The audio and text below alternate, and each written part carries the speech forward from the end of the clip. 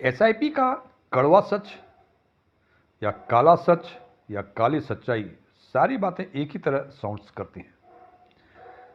Thumbnail देख के आपको लगता है कि शायद, मुझे लगता है आप मेरे बारे में विचार कर रहे होंगे कि शायद मैं कुछ ऐसी बात बताऊंगा जिससे ये पता चलेगा कि एसआईपी बिल्कुल बेकार है। जनाब, ऐसी बात नहीं है। एसआईपी बिल्कुल सही है, आपको एसआईपी करनी भी चाहिए, लेकिन एसआईपी करने के पहले जो निर्णय आप लेते हैं कि इस फंड में करना है, इस फंड में नहीं करना है, जो भी निर्णय लेते हैं, उस निर्णय करने के पहले आप उनके पीछे के खेल को जानना आपके लिए ज़रूरी है।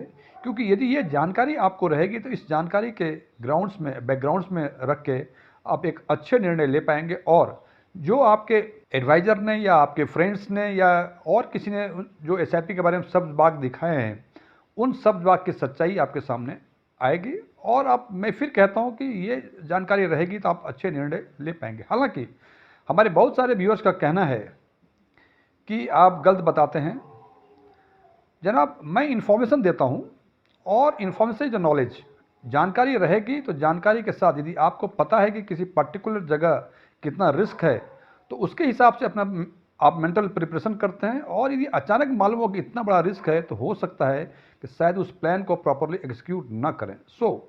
मैं फिर रिपीट कर रहा हूँ, एसआईपी अच्छा है, लेकिन एसआईपी में इन्वेस्टमेंट करने के पहले इनके कुछ कड़वी सच्चाई या काली सच्चाई को जानना जरूरी है। एस्ट्रॉन टैक्समैन के नए वीडियो में आपका एक बार फिर से स्वागत है। यदि इस वीडियो से आपका कोई वैल्यू एडिशन होता है, इसको लाइक करें, शेयर करें, कमेंट करें। कमेंट करके ये बताएं कि क्या मैं जो बातें व्यूअर्स को कम्युनिकेट करना चाह रहा हूं वो प्रॉपरली मैं कम्युनिकेट कर पा रहा हूं नहीं। और यदि आप इस चैनल पर पहली बार विजिट किए हैं, इसको सब्सक्राइब भी करें और बगल में बेल बटन है उसको भी दबाएं, ताकि हमारे नए वीडियो की नोटिफिकेशन आपको लगातार मिलती रहे। मेरा नाम डीएम झा है। सबसे पहली सच्चाई, आपने रूल 72 का नाम सुना होगा, नहीं सुना है तो आज सुन लें। इसके साथ साथ रूल 114, रूल 144 की भी बातें हुई होंगी, किसी ने बताया होगा आपको। और एक तीसरा रूल और है, रूल 144 144। ये रूल बिल्कुल सही है। रूल 72 ये बताता है कि यदि कि आपके धन कितने वर्षों में 2 गुने हो जाएंगे। रूल 114 यह बताता है कि आपके धन कितने वर्षों में 3 गुने हो जाएंगे। और रूल 144 यह बताता है कि आपका धन कितने वर्षों में 4 गुना हो जाएगा। हालांकि इस पर आगे चर्चा करने के पहले मैं स्पष्ट कर दूं, ये रूल्स से जो भी समय आता है वो एग्जैक्ट नहीं होता है, उसके आसपास होता है। फॉर एग्जाम्पल, यदि रूल 72 की बातें करें और हम माने कि 12% ब्याज की दर है, तो रूल 72 के हिसाब से 72/12 = 6, मतलब 6 वर्षों में आपका धन दुगना हो जाएगा। हो सकता है कि ये 6 वर्ष 10 दिन हो जाए, 5 दिन हो जाए, 5 साल 11 महीने 20 दिन हो जाए, इसी आसपास होगा, लेकिन it would be around 6 years only. एक एग्जाम्पल लेते हैं हम कि माना कि ब्याज की दर 12% है, तो रूल 72 के हिसाब से आपका धन 6 वर्षों में दुगना हो जाएगा। और रूल 114 के हिसाब से ये 9.5 ईयर्स में आपका धन 3 गुना हो जाएगा। और 144 के हिसाब से आपका 12 वर्षों में धन आपका 4 गुना हो जाएगा। एक चीज़ और ध्यान रखें फ्रेंड्स, हमने बोला कि 114 जो 3 गुना होगा वो 9.5 ईयर्स में होगा। 9.5 ईयर्स का मतलब नहीं कि यह मतलब नहीं कि 9 महीने 9 साल 5 दिन, बल्कि चूंकि 0.5 है और एक वर्ष में 12 महीने होते हैं, इसलिए 0.5 का मतलब 6 होंगे। इसका मतलब यदि 12% ब्याज की दर है तो आपका धन 9 वर्ष 6 महीने में तिगुना हो जाएगा। इसका मतलब यही हुआ। ये सुनने में जनाब बहुत अच्छा लगता है, कितना अच्छा फॉर्मूला है। और हम थोड़ी गलतियां ये करते हैं कि जब एसआईपी इन्वेस्टमेंट की बातें करते हैं, हम वहां भी सोचते हैं कि यही फार्मूला अप्लीकेबल होगा। हम देखते हैं एक उदाहरण लेके कि यदि आपने किसी ऐसे एसआईपी में, ऐसे फंड में इन्वेस्ट किया जहां की 12% का XIRR है, और 10,000 रुपये पर मंथ आपने एसआईपी शुरू की, तो 10 वर्षों में आपने पूरे 12 लाख इन्वेस्ट किए, और अमाउंट जो बनता है कॉर्पस, वो बनता है 12.4 लाख, मतलब 22,40,000 के आसपास। इस पर चर्चा करेंगे आगे। पहले सबका बता दूं, 15 वर्षों में आपने 18 लाख इन्वेस्ट किए और आपके कॉर्पस बनते हैं 47.6 लाख, मीन्स 47,60,000 के आसपास। और 20 वर्षों में आपने इन्वेस्ट किए 24 लाख और आपके अमाउंट या कॉर्पस बने 92.15 लाख में 92,15,000 के आसपास। अब इन तीनों को हम कंपेयर करते हैं रूल 72, रूल 114 और रूल 144 से। जैसे रूल 72 में था कि 6 वर्षों में 12% ब्याज की दर है तो दोगुना होता है, जबकि एसआईपी में देखा हमने कि 10 वर्ष में हमने 12 लाख जमा किए लेकिन कॉर्पस बना 22.4 लाख के आसपास, 22,40,000 के पास। ये दुगुना नहीं है, तिगुना भी नहीं होता है, चौगुना भी इस रूल से नहीं होता। लेकिन दूसरा एक्सेप्शन जो एक पॉजिटिव थिंग है एसआईपी में, that shows the power of compounding, वो ये बताता है कि 10 वर्षों में आपने 12 लाख इन्वेस्ट किए तो 22,40,000 हुए, लेकिन 15 वर्षों में जब 12 लाख का इन्वेस्टमेंट 18 लाख हो गया तो हम सामान्य अवस्था में मानते हैं कि हमारा धन भी, चूंकि 12 लाख का 18 लाख हुआ है तो धन भी हमारा उसी हिसाब से 22 लाख से 33, 34, 35 लाख के आसपास होगा। लेकिन यहाँ हम देख रहे हैं कि 15 वर्षों में जब 18 लाख इन्वेस्ट किया हमने तो 47.6 लाख कॉर्पस बनता है। फिर 20 वर्षों की बातें करें, 10 वर्षों में बनाता 12 लाख का 22.4 लाख। 20 वर्षों में जो अमाउंट इन्वेस्टमेंट किया वो किया 24 लाख, लेकिन जनाब ये कॉर्पस बनता है 92.15 lakh. It is almost 3.4 times और अराउंड मोर देन 4 टाइम्स, क्योंकि 10 साल में बना था 22,40,000 और 20 साल में बन गया 92,15,000। 12 लाख का इन्वेस्टमेंट 24 लाख हो गया। तो हम समझ रहे थे कि 22-22.5 लाख का इन्वेस्टमेंट 45-50 लाख के आसपास बनेगा, लेकिन जनाब वो उससे भी 4 गुना के आसपास, 4 गुना से अधिक हो गया। तो ये एक पॉजिटिव थिंग है एसआईपी में, and that shows the power of compounding. और आपने ये देखा कि 10 वर्षों में ये दुगुना नहीं हुआ, लेकिन 15 वर्षों में ये 2 गुना से अधिक हो गया और 20 वर्षों में ये 4 गुने से अधिक हो गई। इसका मतलब ये एक चीज़ बताता है कि जब भी एसआईपी करें, जितना लंबा टाइम आपका टाइम रहेगा उतना ही बेहतर रिटर्न आपको मिलेंगे। अब यदि 10,000 की एसआईपी की 20 वर्षों में 92 लाख, ये 12% के एक्सआईआर के हिसाब से किया है, लेकिन नॉर्मल कोर्स में 20 साल के लिए एसआईपी करेंगे तो आपको 15, 17, 18% के आसपास एक्सआईआर मिल जाएगा। हमने माना कि 20 वर्षों के बाद हम करोड़पति हो गए। करोड़पति, करोड़ रुपये जनाब मिडिल क्लास फैमिली के लिए कम नहीं होता है। लेकिन क्या वो 1 करोड़ मुझे आज मिल रहे हैं? नहीं जनाब, वो 1 करोड़ आपको पूरे 20 साल के बाद हो रहे हैं, और पता नहीं उस टाइम महंगाई का स्तर क्या हो। जनाब इसके लिए एक और एग्जाम्पल लिया है कि इसी एग्जाम्पल में यदि हमने माना यदि हमारा इन्फ्लेशन रेट 6% हो तो जो 10 वर्षों में 22.4 लाख बना था वो उस पैसे की वैल्यू आज के वैल्यू से कंपेयर करेंगे, ये 16,30,000 के आसपास बनता है। 15 वर्षों में जो 47,60,000 बना था उसकी आज के दिन में वैल्यू 28.80 मतलब 28,80,000 के आसपास बनता है। और 20 वर्षों में जो 92,15,000 के आसपास बना था उसकी आज के दिन में वैल्यू 45.6 लाख मतलब 45,60,000 के आसपास होगी। तो पहला सच, पहला कड़वा सच कि एसआईपी में जब इन्वेस्टमेंट करें तो ये पॉजिटिव साइड और डार्क साइड, मतलब जो अच्छा चीज़ है वो भी, और जो काली सच्चाई इसकी है एसआईपी की, इसको भी ध्यान में अवश्य रखें।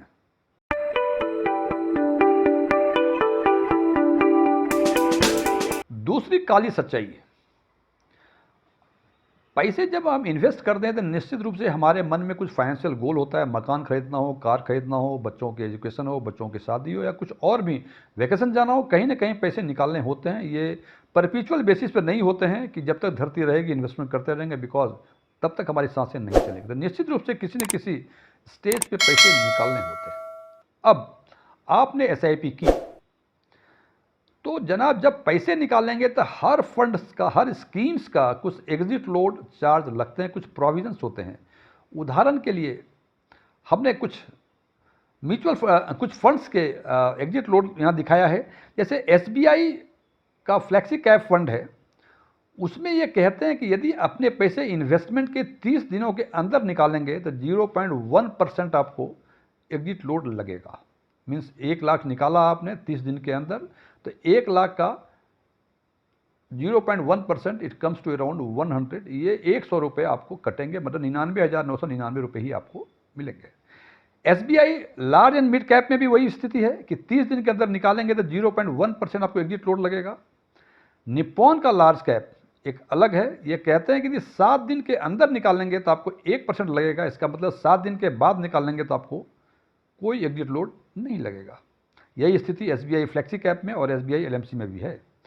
पराग पारिक फ्लेक्सी कैप, इसका कुछ एक अजीब वो है, ये कहते हैं कि 365 दिन के अंदर यदि आप एग्जिट करेंगे, पैसे निकालेंगे, तो आपको 2% एग्जिट लोड देना पड़ेगा। इसका मतलब यदि आपने 1 लाख रुपए निकाले तो इसका 2% 2000 के आसपास बनता है। 2000 रुपये मतलब आपको 98,000 रुपये ही आपके अकाउंट में आएंगे।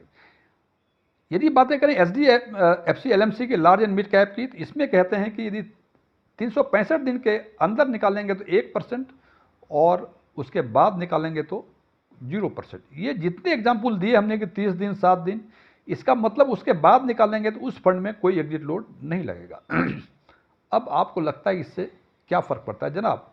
लमसम में तो चूंकि एक बार आप बुलेट इन्वेस्टमेंट करते हैं तो आपको समझ में आता है कि आपने किस दिन इन्वेस्ट किया और 1 साल कब पूरे होंगे या 7 दिन कब पूरे होंगे, 10 दिन कब पूरे होंगे। उसके हिसाब से आप ये डिसीजन ले सकते हैं कि आपको एग्जिट कब करना चाहिए, कब नहीं करना चाहिए। हम इसके लिए हमने एक लाइव एग्जाम्पल लिया है। हमने माना कि 1 जनवरी 2023 को पराग पारिक फ्लेक्सी कैप फंड में हमने 10,000 रुपये की एसआईपी शुरू की, तो 3 अक्टूबर 2023 मतलब पूरे आज से 1 साल पहले तक उसमें हमने 1 लाख इन्वेस्ट किया और आज के एनएवी, जिसकी एनएवी 88.6465 है, तो उस एनएवी के हिसाब से उसकी कॉर्पस बनती है 1,56,651 रुपये।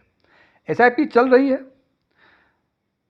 अब 1/10/2024 को मीन्स अक्टूबर महीने की जब एसआईपी कट गई तो टोटल इन्वेस्टमेंट हमारे 2,20,000 हुए और उसका आज के एनएवी के हिसाब से उसके कॉर्पस बनते हैं 2,96,236 रुपये।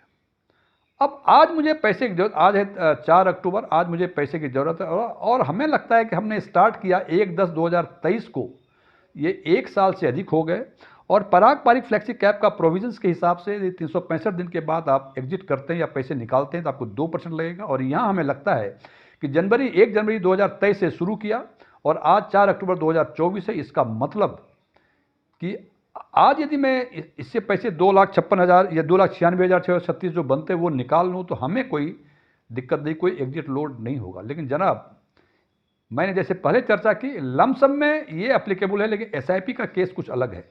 एसआईपी में चूंकि हर महीने आप इन्वेस्ट करते हैं तो यदि आज पैसे पूरे निकालेंगे तो 3 अक्टूबर 2023 को जो टोटल यूनिट्स थी 17,067 रुपये जो अलॉट हुई थी और आज के दिन में यूनिट्स हो गई हैं आपकी 3,341 यूनिट्स, तो जो डिफरेंस ऑफ यूनिट्स है उसके जितने कॉर्पस बनेंगे उस पर आपको 2% टैक्स लगेगा। बिकॉज 3 अक्टूबर 2023 के बाद आपने 1,20,000 रुपये और भी इन्वेस्ट किए, उसका भी कुछ कॉर्पस बना होगा। सो यदि आप चाहते हैं कि हमारा एग्जिट लोड ना लगे तो और आज आप एग्जिट करना चाह रहे हैं तो आप यदि पूरे 1 साल पहले मीन्स 3/10/2023 को जितनी यूनिट्स थी और आपके इस एग्जाम्पल में 1,767.143 यूनिट्स अलॉट हुई थी, उसका कॉर्पस आज के दिन में उसके एनएवी के हिसाब से 1,56,651 रुपये बनती है, तो उतने अमाउंट पे आपको एग्जिट लोड नहीं लगेगा। उसके बाद जितनी भी अमाउंट निकालेंगे उस पर आपको एग्जिट लोड लगेगा। इस बात का ध्यान रखें।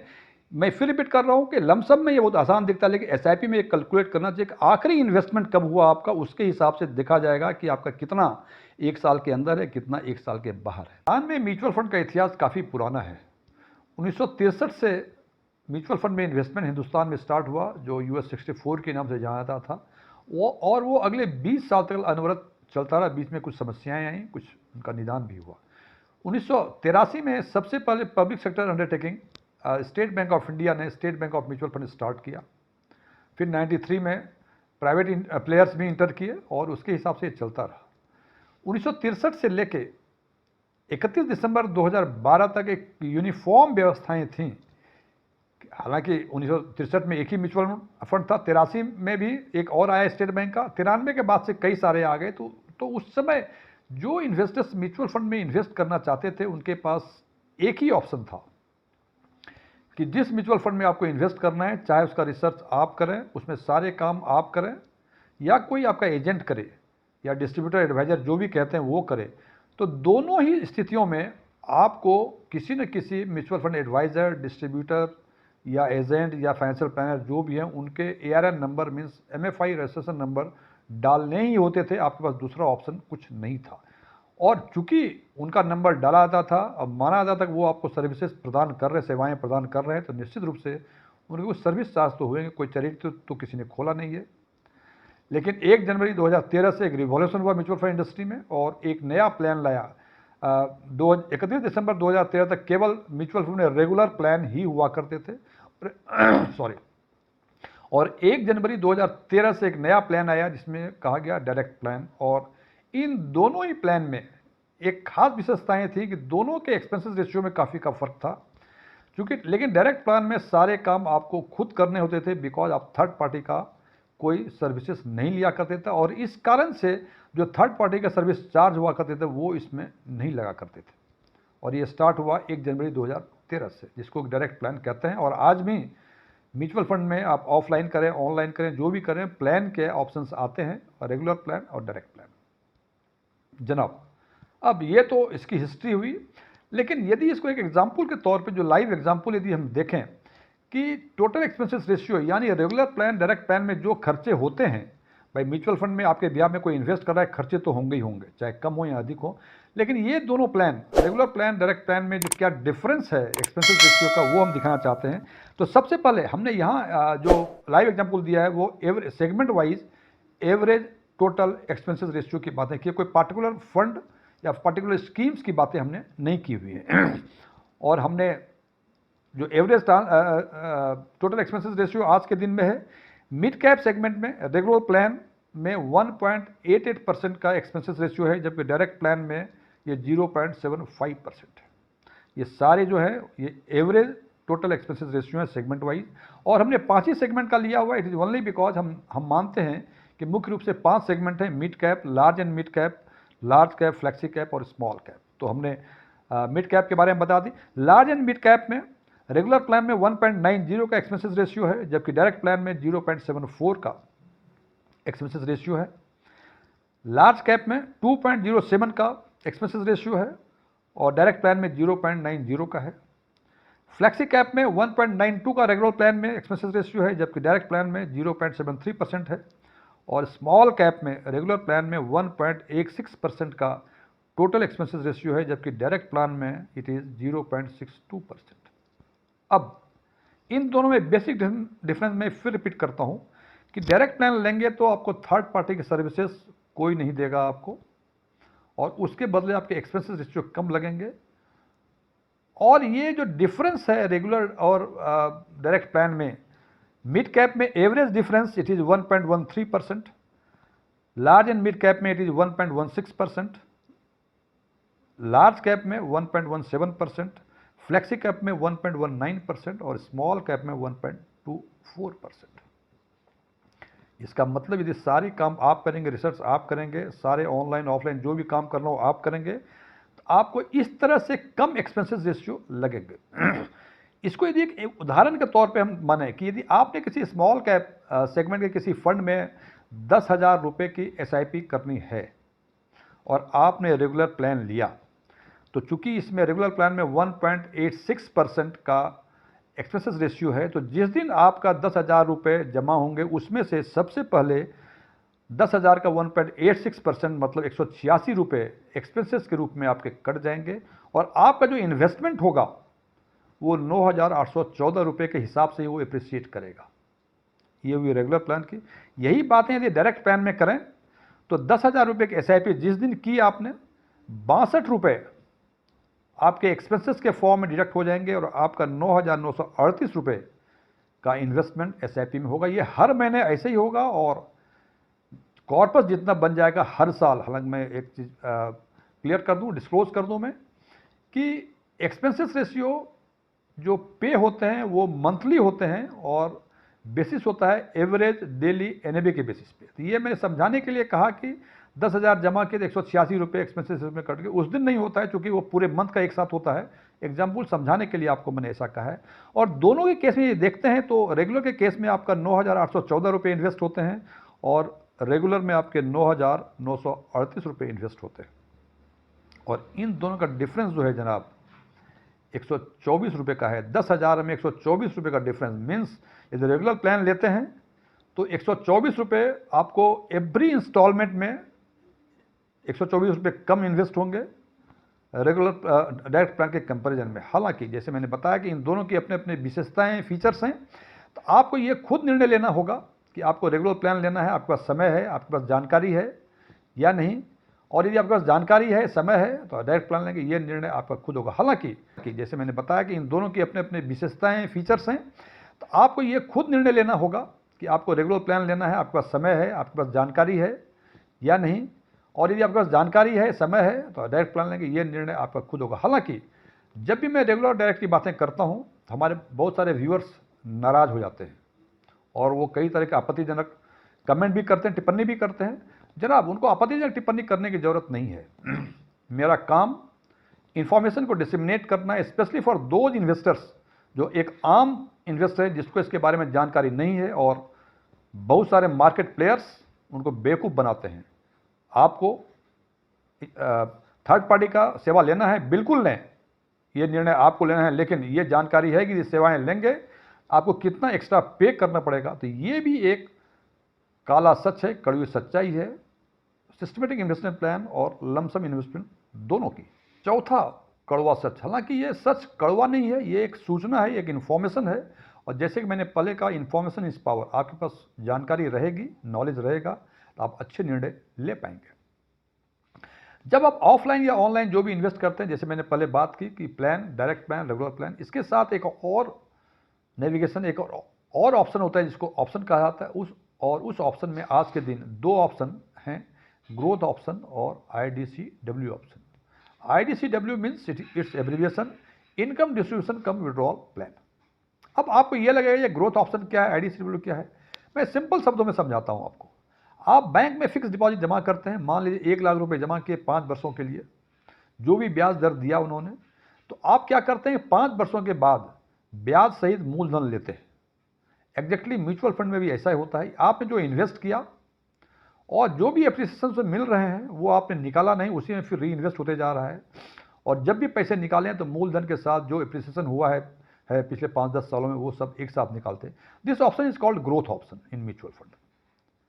अगेन द IDCW, जैसे यदि बैंक में आपने 50 लाख 40 लाख रुपए जमा कराया और आपको लगता है कि बीच बीच में आपको पैसे की जरूरत, हर महीने, हर क्वार्टर, हर हाफ ईयर या एवरी ईयर पैसे की जरूरत पड़ेगी, तो आप क्या करते हैं कि वो जो प्रिंसिपल जमा किए हैं, जो उसमें ब्याज बनता है, उसमें से बैंक को आदेश देते हैं, या तो पूरा ब्याज या आधा ब्याज या जितने अमाउंट चाहिए आपको, उतने रुपए आपके खाते में हर महीने, हर क्वार्टर, हर हाफ ईयर, हर ईयर, जैसे करना वैसे जमा करा दें।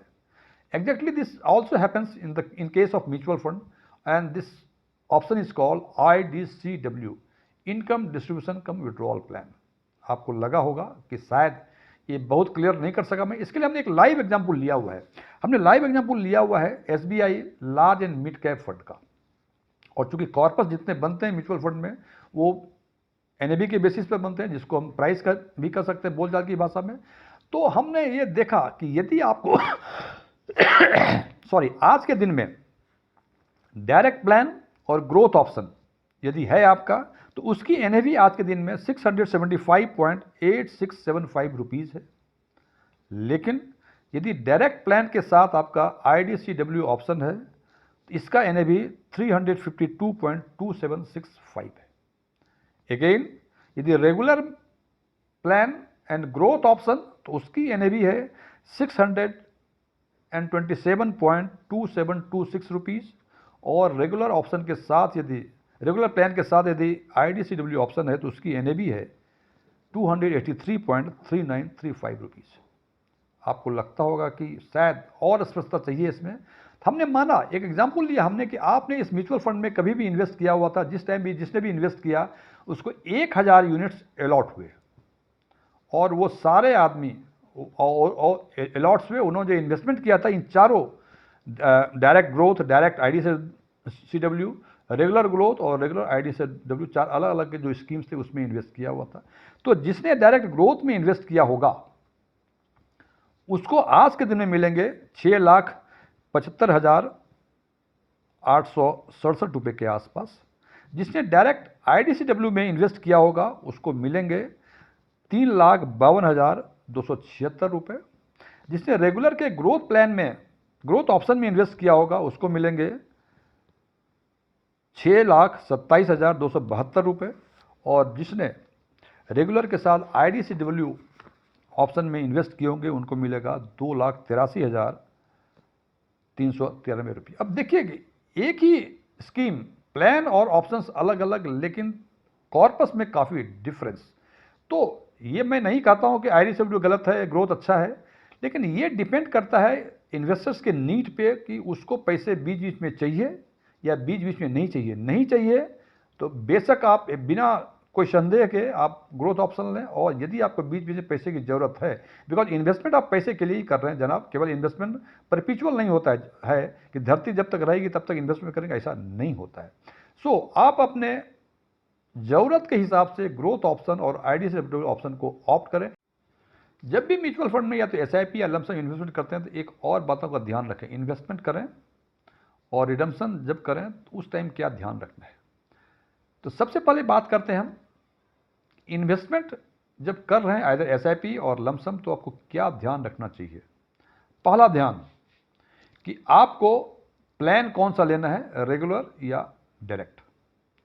ये आपके ज़रूरत के हिसाब से डिपेंड करेगा। किसी को रेगुलर सूट करता है, किसी को डायरेक्ट सूट करता है। हालांकि ये बात भी सच है कि डायरेक्ट और रेगुलर में जैसे मैंने दिखाया हमने करीब 1% के आसपास का एवरेज डिफरेंस होता है। मतलब 1% आपको को चार्जेस कम लगेंगे, या कह सकते हैं आपको रेगुलर के कंपैरिजन में डायरेक्ट में 1% का अधिक CAGR या XAR मिलेगा, जो कि लंबे समय में ये अमाउंट काफ़ी बढ़ जाता है। ये निर्णय आपको लेना है। दूसरा, आपको ऑप्शंस कौन सा लेना है, ग्रोथ ऑप्शन, IDCW ऑप्शन। ये दो सावधानियां आपको इन्वेस्टमेंट के टाइम में चूज करनी पड़ेंगी अपने ज़रूरत के हिसाब से। अब आपने इन्वेस्टमेंट कर दिया, अब आपको पैसे की ज़रूरत है, तो जब रिडीम करें तो दो बातों का ध्यान रखें कि रिडीम जो कर रहे हैं एग्जिट लोड की क्या व्यवस्था है, क्या प्रोविजंस हैं। उसके वेबसाइट पे जाके देख लें कि 6 महीने में निकाला, 1 साल में निकाला, 2 साल में निकाला, कितना। और बहुत सारे म्यूचुअल फंड्स ये भी हैं कि इतना % निकालेंगे, इतना तक तो नहीं लगेगा, इससे अधिक निकालेंगे तो एग्जिट लोड लगेगा। आप उसके वेबसाइट पर जाके देख लें कि एग्जिट लोड क्या लगता है, और उसके हिसाब से निर्णय लें कि अभी निकालना है, 2 महीने के बाद निकालना है, या क्या करना है। और जो ज़रूरतें हैं आपकी, जो आवश्यकताएं, दोनों को कंपेयर कर लें और जो जरूरी लगे वो निर्णय लें। दूसरा निर्णय, रिडम्पशन के टाइम में टैक्सेशन का लें। टैक्सेशन पे हमारे एक अलग वीडियो है। यदि आप कैपिटल गेन टैक्स के बारे में आप जानते हैं तो अच्छी बात है। यदि आप इसके बारे में और अधिक जानना चाहते हैं तो हमारे प्लेलिस्ट में जाके इसके बारे में देख सकते हैं। तो ध्यान रखें, मैं सिंपल बता देता हूँ कि यदि 1 साल से पहले आप विड्रॉ करेंगे आपको शॉर्ट टर्म कैपिटल गेन लगेगा, और आज के दिन में ये 20% के हिसाब से लगेगा आपको। और यदि 1 साल के बाद निकालते हैं तो आपको लॉन्ग टर्म कैपिटल गेन होगा, और उस पर आज के हिसाब से 12.5% का टैक्स लगता है। तो फ्रेंड्स, ये सारी सच्चाई बताने का एक ही पर्पस कि जिसको जो सूट करे, चूंकि उसके हिसाब से निर्णय लें। चूंकि यदि सूट करने की बातें तो तब आएंगी जब आपके पास ऑप्शंस हो, जब आपके पास जानकारी हो कि ये भी हो सकता है, वो भी हो सकता है, तब आप निर्णय लेंगे कि हमें ये करना है कि वो करना है।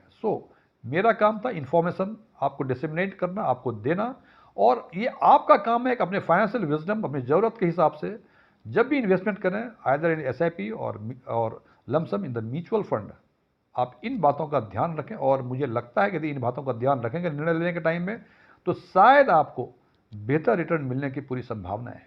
Thank you.